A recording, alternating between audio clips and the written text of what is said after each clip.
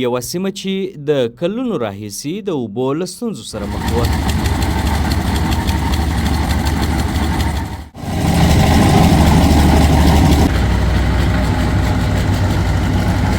د روانې وچکالۍ له وجې هره ورځ د اوبو د څاڅکي په لټه کې تېرېدل. خلک مجبوره وه چې د لرې ځایونو څخه اوبه راوړي. زما نوم حاجي باچا دی. دغه د کرز علاقه ده. دغه زموږ مسجد دی چې د حاجي ګل په نامه مشهوره دی دا مسجد. نو بیا د هغه څخه د اکوا کمپنۍ څخه موږ ډېره خوښي لرو. د دغه پرمې څخه انشاءالله زموږ د پلار د نیکه څخه دغه 70 کوره مسجد دی. په 70 کوره مسجد کې تقریبا که درته ووایم 15 کوره به خپلې اوبه لري، نو ټوله دغه مسجد څخه موږ استفاده کوو. خلک اوبه نه لري. تر دا 6 میاشتې زه دغه مسجد ته په خپله اوبه وړم چې زه په کور کې اوبه نه لرم. نو داسې ما په شمول ډېر خلک نور هم شته. تقریبا د لرې لرې ځایو څخه خلک راځي. یعنې 80 کوره علاقه 15 کوره علاقه ډېره علاقه ده شاوخوا په چارج کې وایي چې دا ټوله راځي د دغه مسجد ته دغه اوبو څخه استفاده کوي. د اکوا کمپنۍ څخه ډېره مننه. کور یې ودان الله تعالی جل جلاله دې عوضونه په دنیا او آخرت کې ورکړي. موږ شکریه ادا کوو چې د افغانستان ولس غریب ولس ته داسې خدمت وړاندې کړی دی چې هغه د اوبو دی. نن عصر او زمانه کې د اوبه ډېرې سختې سوي دي. ته باور وکړه چې دلته د شپې پر 2 بجې باندې هم زه راوتلی خلک مې لیدلي دي.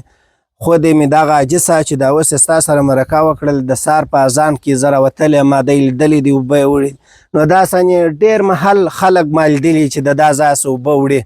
نو دا چې دی داسې غټ خدمت وکړي الله جل جلاله دې دې ته په دنیا او آخرت کې عوضونه ورکړي او الله تعالی دې دې ته نور هم توفیق ورکړي. یوازې دلته نه چې په هر مسجد کې په هر محل کې د افغان ولس سره دې مدد او کومک وکړي.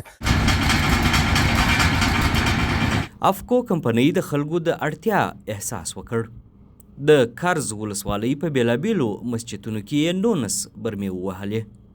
اوس د جوماتونو ترڅنګ د خلکو کورونه هم له پاکو اوبو څخه ګټه اخلي. تقریبا 200 کسو ته اوبه ورسېږي. کمپنۍ یو کور ودان. خدای پاک دې خیر ورکړي، خدای دې جنتونه ورکړي چې موږ ته دا برمه ووهله زموږ لوی کوچنی یې پر قراره کړي. خدای پاک دې عوضونه ورکړي. ماشومان، ښځې او د ډېر عمر لرونکي کسان ټوله له دې خیر څخه برخمن شول.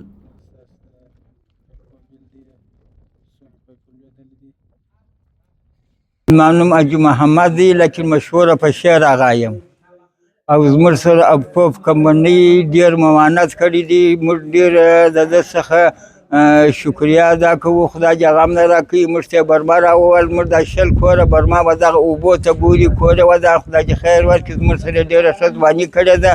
زه اوس دا یوه خبره لا ورته کوم. موږ سهار په بار کې دغه نلۍ ډکې کړو. غرمه چې راسو ماپښین یو غوړپ اوبه نه وي. ټوله دا کلي وړي. نو موږ هم نیت بدۍ نه پر کوو نه چا ته وایو چې ته مثال دا اوبه مه وړه. خوار سړی ضرورت لري. موږ چې ماپښین راسو اوبه نه وي نه مازدیګر نه ماښام بلکې یو ماښام او بل ماښام دی. زه دغه یو خواهش د افکو کمپنۍ څخه کوم چې موږ ته یوه دانه ټانکۍ بله راکړي چې موږ د باندې ورته کښېږدو. نو یوه ټانکۍ به مو د مسجد سي، یوه به مو د باندې سي چې دا خلک د اوګا جنې کوي اوبه جنې وړي. کور یې ودان. خدای دې خیر ورکړي. زموږ سره ډېره غټه ځواني وکړه. الله دې په هغه ځای کې اواز ورکړي چې د الله جلاله حضور څخه ولاړ چې دغه خبره راسي چې وایي ته خلاص یې زه بې سواله و بې جوابه. په هغه ورځ دې الله اواز ورکړي چې د الله جلاله حضور څخه ولاړ زموږ سره ښه کړي دي. الله دې د ده سره ښه وکړي. اوبه ژوند دی او دا ګام د زرګونو خلکو ژوند بدل کړ.